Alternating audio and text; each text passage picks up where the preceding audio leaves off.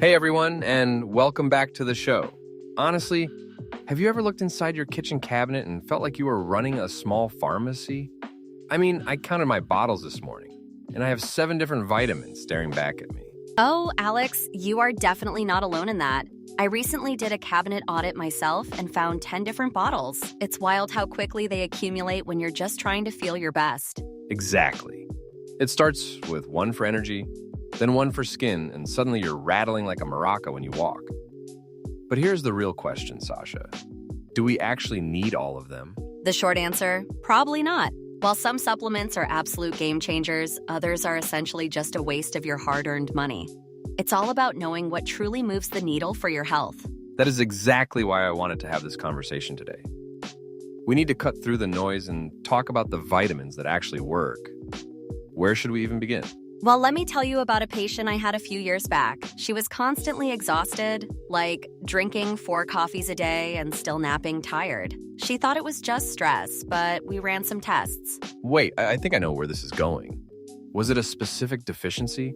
I feel like everyone I know says they're tired these days. Exactly. Her vitamin D levels were incredibly low, almost non-existent. After just a few months of targeted supplementation, her energy levels didn't just improve, they skyrocketed.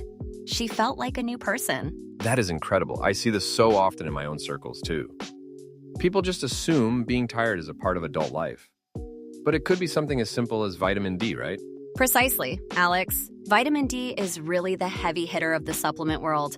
It's not just a vitamin, it actually acts more like a hormone in the body, affecting everything from your bones to your immune system. I've heard it called the sunshine vitamin, which sounds lovely, but most of us are stuck in offices all day.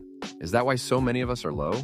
That's the main culprit. If you work indoors or live in a place with long winters, your skin just isn't getting the UV exposure it needs to produce vitamin D naturally. It's a very common gap to bridge. Okay, so vitamin D is definitely on the must-have list for many. What's next on your radar? I know you're a big fan of omega-3s, right?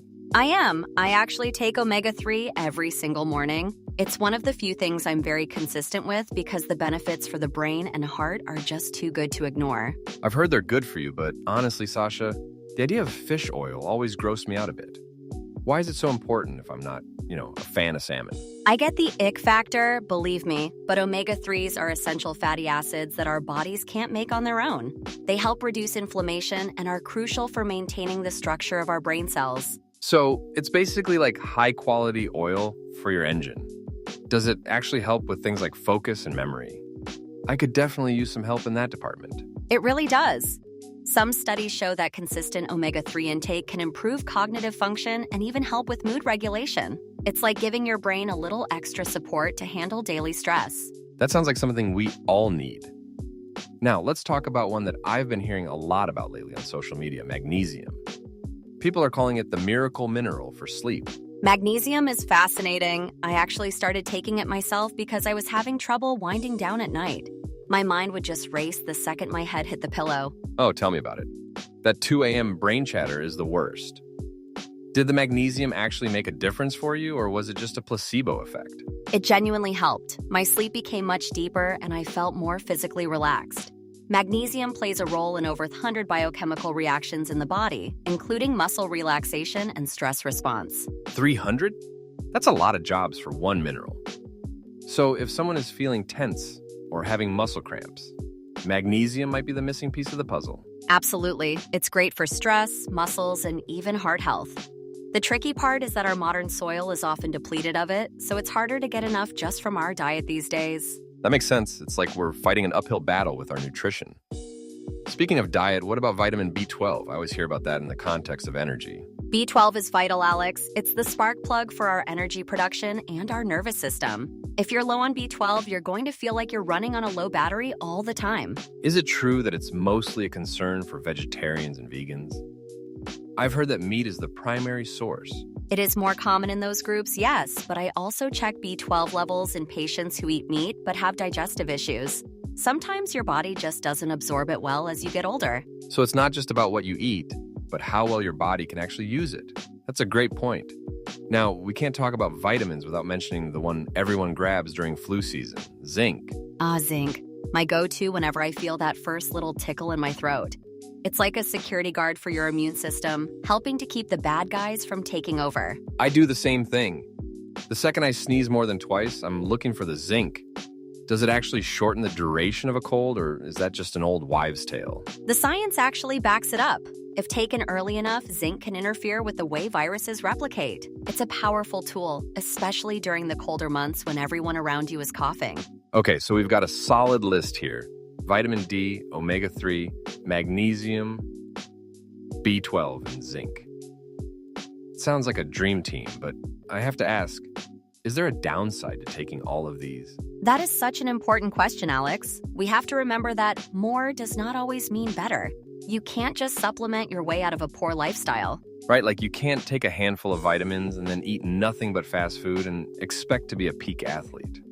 It's about the foundation, isn't it? Exactly. Health starts with real food, consistent sleep, and moving your body. Supplements are exactly what the name implies. They are supplements to a healthy life, not a replacement for it. I love that perspective. It's very empowering. Instead of looking for a magic pill, we should be looking at our daily habits first. But supplements can provide that extra support when we need it. Exactly. They are the support crew. But before anyone runs out to buy that whole list we just discussed, I always recommend one thing. Talk to your doctor and get some blood work done. That makes so much sense. Why guess when you can know for sure? It's much better to target what your body specifically needs rather than just throwing everything at the wall to see what sticks. Precisely. And try to get as much as you can from your plate first. Leafy greens, nuts, seeds, and healthy proteins are packed with these things in their most natural form. Sasha, this has been so eye-opening. I feel like I can finally go through my cabinet and figure out what actually deserves to be there. It's about being intentional with our health. I'm so glad to hear that, Alex. It's all about making small, smart choices that add up over time.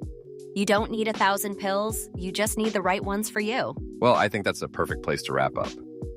Thank you so much for sharing your expertise today. I'm definitely going to be more mindful about my morning rattle from now on.